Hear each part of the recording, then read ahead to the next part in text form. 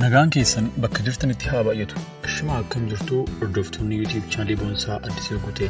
Viidiyoo kana keessatti lubni bal'inaa sarkaan mul'ata Waaqayyoo anitti himee waa'ee olka'umsa bara Itoophiyaa raawwatameera akkasumas wanti nama sodaachisu ammayyuu ta'uuf jedhaa kunis dirqamadhaa jedhaniiru.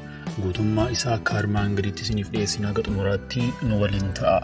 Tarii YouTube channel kanaaf haaraa yoo taatan subscribe gochuudhaan maatii keenyatti dabalama. Viidiyoowwan yeroo yerootti gadhiisnus akka isin ga'aniif mallattoo beelii banaa godha. Waan abdii nama kutachiisu kan fakkaatu garuu rakkina dhufu kana booda bara olka'umsaa guddaa biyyi kun rivaayivalii guddaan itti deemtu ta'a. Garuu rakkinni ammayyuu jira.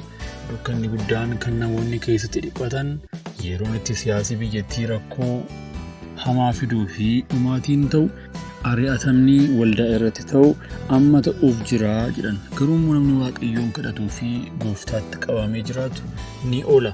Tajaajiltoonni daldalatti akka of adaban saba Waaqayyoo guyyumsuutti akka of qusatan maqaa zayitii gurguruun guyyumsa kana akka dhiisan saamicha kana hunda hir'isanii hojii wangeelaaf akka ta'utti qarshii akka walitti qabanii jedhaniiru.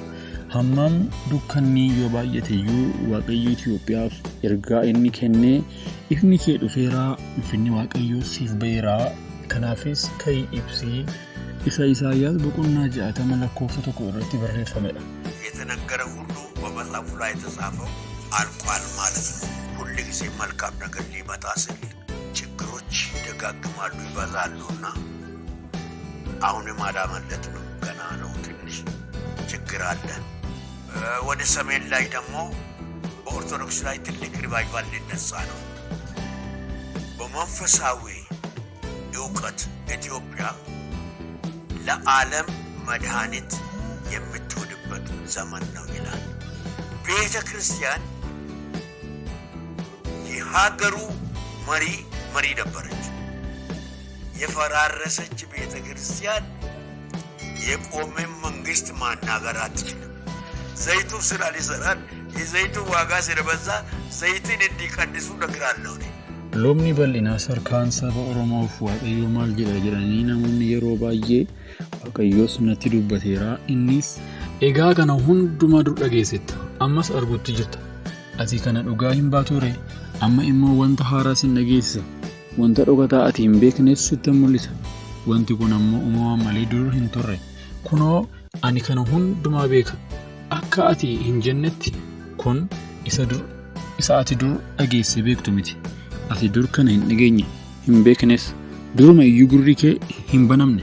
Lubni bal'inaan kanaan dura karaa dhihaa humni xiqqootu jira. Humni kunis suuta babal'attii sana booda biyya kana guutummaatti to'atti. Anoo akka ati hin amanamne beekeera. Yeroo gara haadha keetii keessaa baatee jalqabdee daddarbituu fi didduun ta'uun kee beekameera. Ani garuu maqaa kootiif jedhee dheekkamsa koo nan deebisaa, galata kootiif jedhees si balleessuu nan dhiisa. Kunoo akka meetitti yoo ta'uudhaa baate iyyuu si qulleessuudhaaf rakkina isaa akka ibiddaatiin ani si qoreera.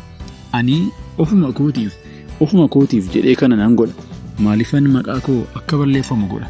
Attamittinis ulfina koo kan biraatiif kennaree? Kan biyya kana bulchus karaama biyya kanaa jechuun karaa lixa Oromiyaa akka ka'oo dubbachuu isaanii kanaan dura miidiyaa irratti hin baasne malee maaliif wanti Oromoo kun biyya kana keessatti wanti inni fidu beekamaadha waan ta'eef amma garuu waa'ee saba Oromoo ilaalchisee lubni bal'inaa sarkaan Waaqayyo irraa ergaa isaan fudhatan Isaayyaas boqonnaa 48 guutuu isaa akka ta'e dubbataniiru.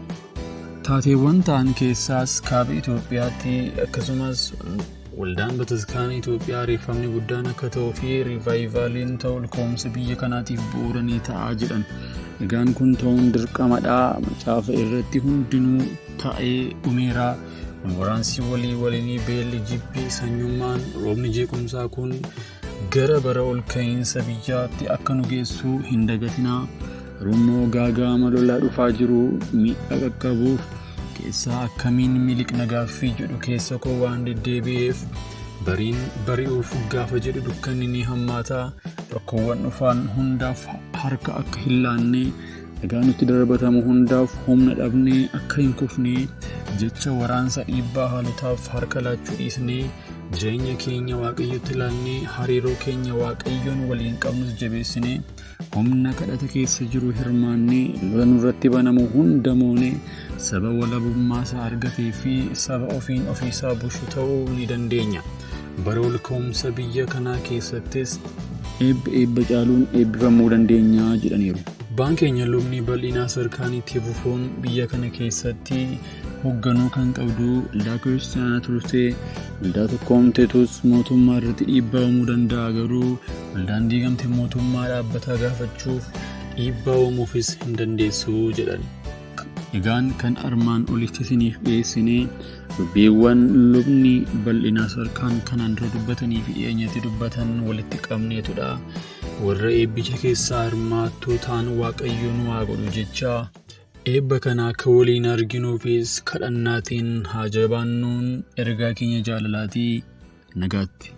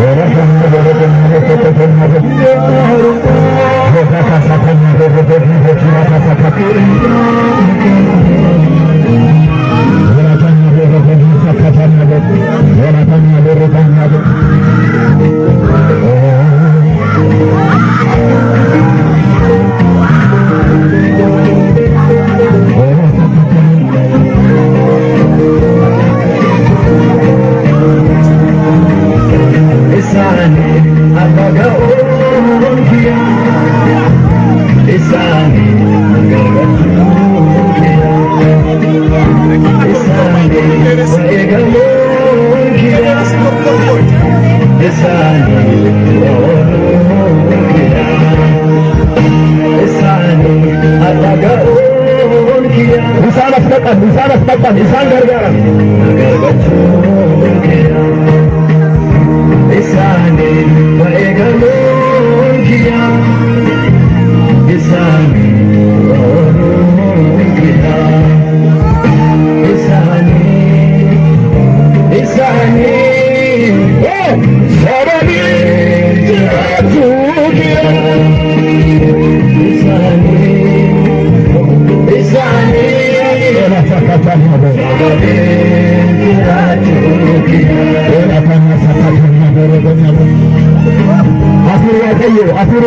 Afur kanan harumsut kabicha kanan nyachut kahumna matat afur waka mela tari ape riposa kaya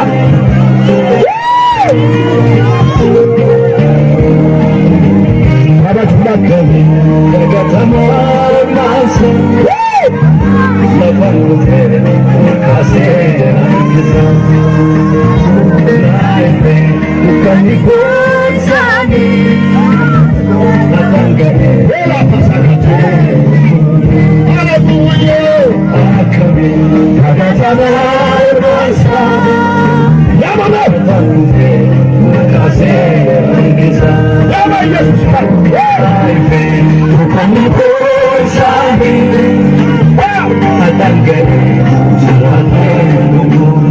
Kuchata suatu suatu Isani Isani Sawadi Tuachumia Isani Sawadi Tuachumia Yama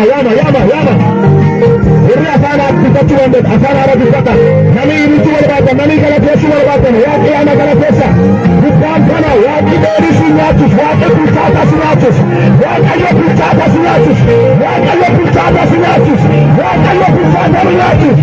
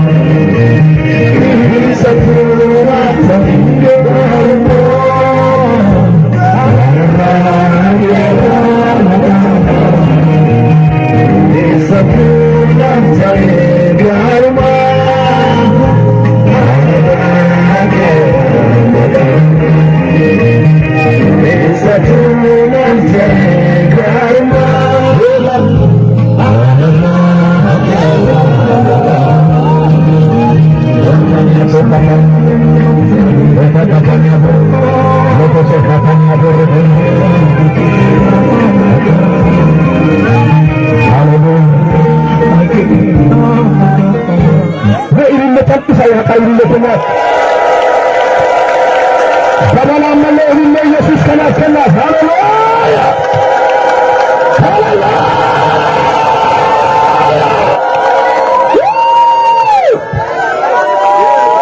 nam suratu amma la sana sana shuka da kan da wake da yadi sun ya ci do sun ta sun ya taje eto kun ke sa mutu da kun ne da ilmin la tangarin ana ni gari erkan ko kan ke tije wake ta yadi sun ya ci do wan pita sun ya ci do wan pita sun ya ci do nani ta iya da wala